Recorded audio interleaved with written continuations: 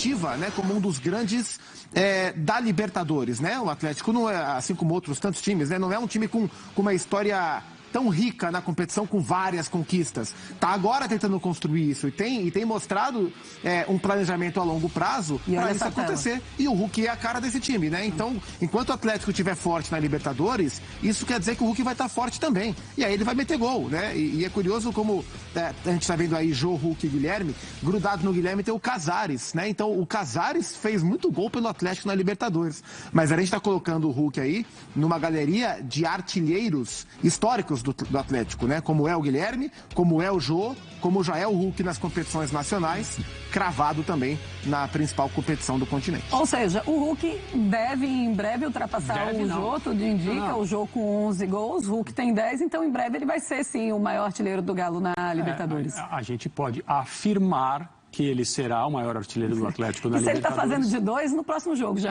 E se por acaso ele não for, porque né, o futebol é muito complexo e ele pode não fazer mais gols, não fomos nós que causamos qualquer desequilíbrio na trajetória dele. Não, André, depois dessa, se você falou, isso está gravado, que perigo.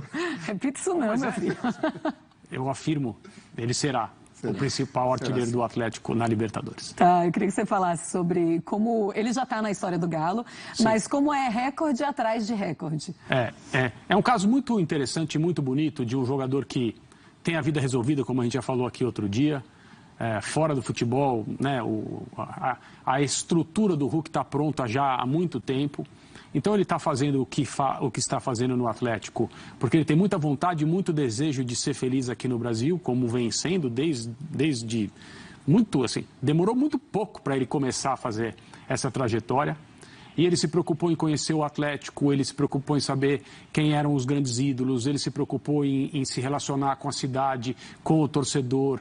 Ele não veio, como já aconteceu em tantos casos, e o objetivo aqui não é criticar ninguém, mas ele não veio de um lugar onde ele ganhava rios de dinheiro e era muito bem tratado, para fazer favor ao Atlético Mineiro ou para jogar no futebol brasileiro, apesar de etc. Sim. Ele veio porque ele quis, ele escolheu o Atlético, ele se integrou e agora ele está mostrando tudo o que ele era capaz de fazer.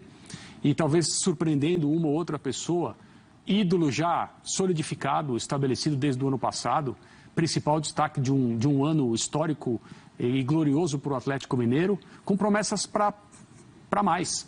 E é muito bonito isso, porque a frase, ele não precisava se dedicar assim... É claro que precisava. A questão é que ele se destaca também por isso. Né? E é muito bonito, sim. Fãs de esportes, eu vou dar uma chance para vocês. Quem foi o best of the match? Quem foi o melhor jogador da partida de hoje? Vou dar uma chance para o fã de esporte, que acabou de acertar. Eu tenho certeza. Quem foi o melhor? Júnior Alonso. Não. Brincadeirinha, pegadinha. Não, rapaz. Givanildo, né? O Givanildo, claro. Raimundo Nonato, né, André Fury? Foi o Hulk. Fala, Hulk. Feliz. Sempre que eu entro em campo para defender as cores do Galão da Massa, eu tento dar o meu melhor. Né? Às vezes a gente passa em branco, sem gols, sem vitórias, difícil. Uma equipe que já está acostumada a ganhar, a gente sabe que não é fácil manter. E poder ser retribuído no final do jogo, né, sendo man of the match, para mim é muito gratificante. Eu divido esse prêmio com meus companheiros, né? Primeiramente agradecer a Deus, claro, e aos meus companheiros que me ajudam bastante. Obrigado, Hulk. Hulk levando o seu troféu de melhor jogador justo. Como é que você vai falar, né? Que o jogador que fez 2 gols numa vitória como essa... Mas assim, muita gente jogou bem no Atlético hoje. O Alan deu 2 assistências. Eu concordo com o Gustavo, não foi brilhante. O Atlético já fez grandes exibições de gala, assim, se a gente pensar nas últimas Libertadores, jogo contra o River Plate, foi um negócio do outro mundo mesmo, para marcar. E muitas outras partidas em que o desempenho foi de encher os olhos, assim, a gente fala assim, nossa, que time. De lá para cá, muita coisa aconteceu, claro, houve mudança na comissão técnica, um ou outro jogador. Hoje foi uma dessas noites em que você percebe que o potencial está ali, mas ele não foi totalmente utilizado, por uma razão ou outra. De qualquer maneira, eu acho que é uma vitória para óbvio, deixar o torcedor contente e dar uma estabilizada em relação a críticas e o que pode ser feito e o que não pode, sabe? Acho que a gente precisa ir com calma nessa área. Segurada, né? Por contingência de desfalques, algumas características mudadas da equipe, né? Então o Keno está fora, o Nacho ocupando a faixa esquerda muda, né? Então a coisa é você ter ter na esquerda, ter um ponta, um cara que vai te dar profundidade, um cara que vai conversar muito com a Arana no jogo. Outra coisa é você ter o seu meia mais cerebral aberto pela esquerda. Isso quer dizer que você vai ter menos articulação por dentro, que você vai ter menos profundidade pela esquerda, mas que você vai girar a bola melhor por esse setor. O jogo do Arana foi impactado por isso. Não foi a melhor atuação do Guilherme Arana, porque o setor dele estava um pouco transformado nesse sentido. O Turco opta hoje pelo Sacha junto com o Hulk, e eles conversam em termos de posicionamento, bem, embora tecnicamente o Sacha não tenha se destacado, mas em termos de movimentação eles conversam bem, algo mais ou menos como o Hulk tentava fazer com o Diego Costa, porque o Diego é mais posicional, mas o Sacha não é um centroavante, ele ficar parado, o Hulk também não é. Os dois se movimentam muito, o primeiro gol, a gente vai ver daqui a pouco com um pouco mais de detalhe, ele tem a participação dos dois, o Hulk porque define e o Sacha porque prepara, mas essa movimentação sem o meia central abre mais espaço para o Jair, para o Alan conversar pelo meio campo em zonas mais perigosas. Então, por conta de escalação, e hoje com o Ademir aberto pela direita, o Galo teve alguns movimentos um pouco diferentes. E ainda assim o time conseguiu performar bem. Na sequência ruim, né, de 4 jogos sem vencer, pelo Brasileiro e também pela Libertadores, o Turco falou, olha, é importante a gente conseguir retomar, né? E o Galo vem conseguindo retomar. Certo. Então, concordo com o André, o time não está no seu teto, não sei se vai chegar, quanto tempo vai levar para chegar, mas o time está voltando a caminhar bem para frente, e quando joga o que jogou hoje, é muito provável que vença como venceu a equipe do Del Valle. E hoje sem o Zaratio, né? Foi na terça-feira que ele se machucou, na terça ou ontem, mas a verdade é que ninguém tinha certeza mesmo que ele estava machucado e hoje foi todo mundo pego de surpresa. Imaginava-se que ele seria que dia foi titular. Ontem? Rápido. Ontem foi quarta, quinta. Eu tô achando que hoje é sexta, porque amanhã eu não venho. Mentira, amanhã eu venho. Desde ontem ela está errando o dia da semana. Um pouco ansiosa com a sexta-feira. Um pouco ansiosa, é verdade. Olha, eu quero colocar o grupo do Galo e a gente vai mostrar aí o Galo classificado. O André te pegou nessa. Não, mas quem não está ansioso com a sexta-feira, né? Pelo amor de Deus, chega a sexta-feira. Atlético Mineiro na liderança com 11 pontos. Tolima tem 8 pontos, Independente Del Valle, tá fazendo as contas aqui. Independente Del Valle 5 e o América Mineiro já eliminado, 2 pontos, tá aí o grupo D.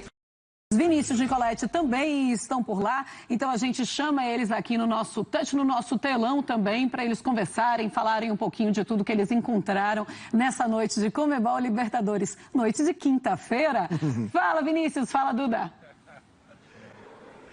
É isso aí, Marcela. Muito boa noite para você. Boa noite, André, Zupac, fã de esportes. Mais uma noite de Atlético e mais uma noite de Hulk, né? Vocês já destacaram aí a atuação do Hulk, chegando a 10 gols pelo Atlético na Libertadores. Falta 1 para alcançar o Jô, que é o maior artilheiro da história do Atlético na Libertadores. Aliás, alguns números do Hulk, algumas curiosidades. O Hulk tem 54 gols pelo Atlético, 38 aqui no Mineirão, em 42 jogos. Ele falou disso antes da partida, disse que estava com saudade de jogar no Mineirão, porque o Atlético ficou 1 mês sem atuar aqui no Gigante da Pampulha. A última vez foi pela Copa do Brasil contra o Brasiliense. O Hulk não estava em campo, ficou fora, estava acompanhando o nascimento da filha. Então, ele jogou a última vez contra o América, na partida da Libertadores. Muito tempo sem jogar realmente, e ele diz que essa conexão realmente existe, e o Hulk fazendo muitos gols. Outra curiosidade,